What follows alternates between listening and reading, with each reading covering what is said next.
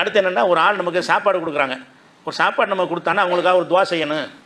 ஒரு துவாவை வந்து செய்யலான்னு இருக்குது. என்ன செய்யலான்னு இருக்குன்னு கேட்டால், நமக்கு ஒருத்தவங்க சாப்பாடு தந்துட்டாங்களா, சாப்பாடு தந்தாங்கன்னா அல்லாஹுமா அத்தையும் மன் அத்தாமணி ஒஸ்கி மன் சகானி, இது பரவாயில்ல எல்லாம் தெரிஞ்சு வச்சுக்கிற துவா தான்.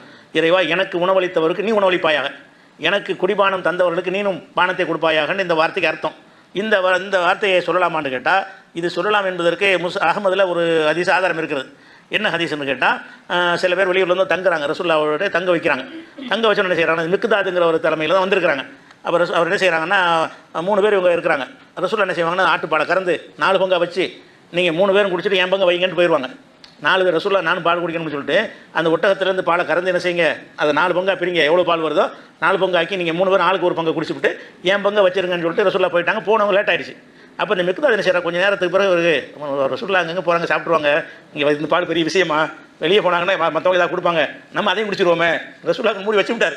மூடி வச்சு விட்டு என்ன செய்கிறாருன்னு கேட்டால், அதை எடுத்து குடிச்சு விட்டார். குடிச்சவொன்னு ரசூலுல்லாஹ் நினைச்சாங்க, வந்துடுறாங்க. வந்தவொன்னு பதறதுக்கு வந்துடுது. அந்த பாத்திரத்தை திறந்து பார்த்தா என்ன செய்வாங்களோ, துவா செஞ்சா என்ன பண்ணுறது, எவனா குடிச்சதுன்னு சொல்லி ஏதாவது துவா பண்ணிட்டா என்ன செய்யணும் பயந்துக்கிட்டு நடுங்கிட்டு இருக்கிறார். ரசூலுல்லாஹ் வந்தாங்க. வந்துட்டு என்ன செஞ்சாங்கன்னா, திறந்து பார்த்தாங்க பால் இல்லை. அப்போ என்ன செய்கிறாங்க, ரசூலுல்லாஹ் இது சொல்கிறாங்க, இறைவா, எனக்கு உணவளித்தவருக்கு நீ உணவளிப்பாயாக, எனக்கு பானம் உடவே கிடைக்க. அப்போ சொல்கிறாங்க, நல்ல துவா, கெட்ட துவா செய்யக்கூடாதுங்கிறதுக்காக வேண்டி அல்லாஹுமா அத்தைமன் அத்தாமணி வஸ்கி மன் சகானிங்கிற துவா செஞ்சுருக்கிறாங்க.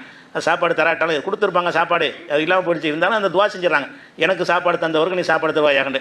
அதுக்கப்புறம் என்ன செய்கிறாருன்னு அல்லாஹ்வுடைய தூதர் நான் தான் குடிச்சுட்டேன் என்னன்ற சொல்ல கேட்கவும் இல்லை, விசாரிக்கவும் இல்லை. நமக்கு மூடி வர வச்சிருக்காங்களா, இருக்குன்னு நினச்சிட்டு வர்றாங்க.